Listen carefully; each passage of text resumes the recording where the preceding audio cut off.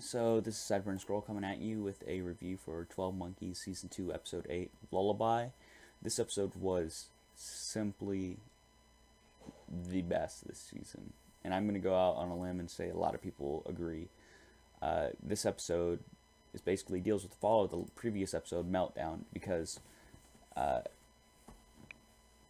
Dr. Rayleigh and Katerina are so tired because, of course, Dr. Rayleigh was brainwashed, and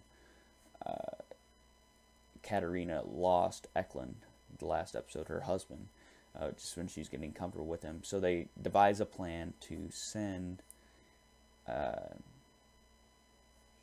to send Cassie back to 2020 to assassinate Jones, because Jones invents the time machine. So basically, if Jones doesn't invent the time machine, this is their logic. If Jones doesn't invent the time machine, then the 12 Monkeys can't do any of this, and, history will just go on. But Cole, of course, does not agree with this when he figures out he wants to go back to stop Cassie from killing Katerina. But the thing is, whenever they go back, and Cole is not able to stop her, but the day repeats itself. And so basically they get stuck in this perpetual time loop where they're trying to figure out how to get out of it, because they try saving Katerina, they try doing all these different things.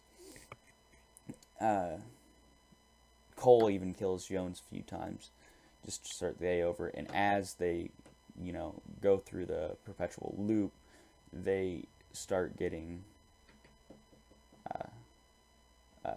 sick. They get this time sickness, so they're gonna die eventually if they don't solve the problem.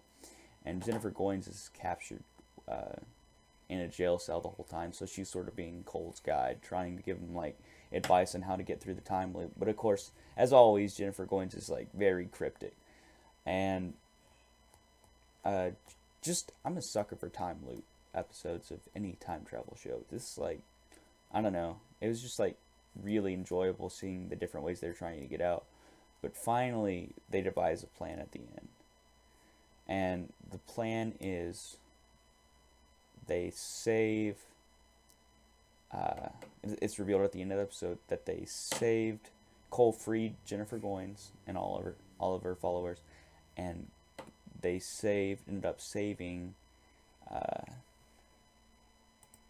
Saving. Let me find her name. Well, it's Katerina's kid, Hannah. They saved Hannah, which is Katerina's kid, who of course died because she wasn't immune to the plague. Because they figure out that it wasn't the plague that killed her; it was a virus. So she was able to be saved. So they figured out that, of course, Katerina figures out in the future, whenever they splinter back, that her daughter's been alive the whole time, but has been among Jennifer Goines' camp. So there's this interesting new dynamic, because you have Katerina and her daughter, who's been raised by Jennifer Goines, which is she's crazy, and they're gonna have to try to get to know each other and be able to live with each other again. And after all these years, and the fact that she's alive and they were able to save her was awesome. It's just cool, because they did change the timeline, but it wasn't by killing. It wasn't by killing Katerina. Time wouldn't let them kill Katerina because it wanted time to change. So this episode was simply great.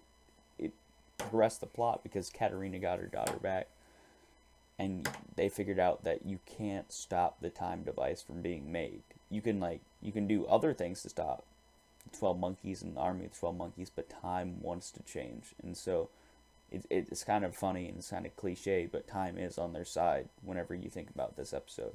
This episode was by far the best episode of this season so far. I'd give it a 9.9 out of 10.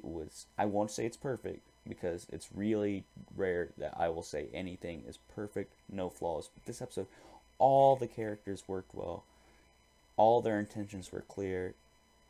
The time loop was amazing, and most of all, it was just fun.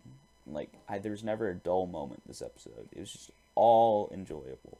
So I'd give it a 9.9 out of 10.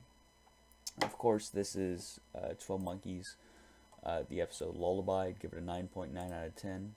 Maybe I'm rating it too high because I love this show. I don't know, but this episode was one of the greatest episodes of sci-fi television I've ever seen. That's saying a lot since I just binge watched 10 seasons of Stargate. So this is Sideburn Scroll signing off.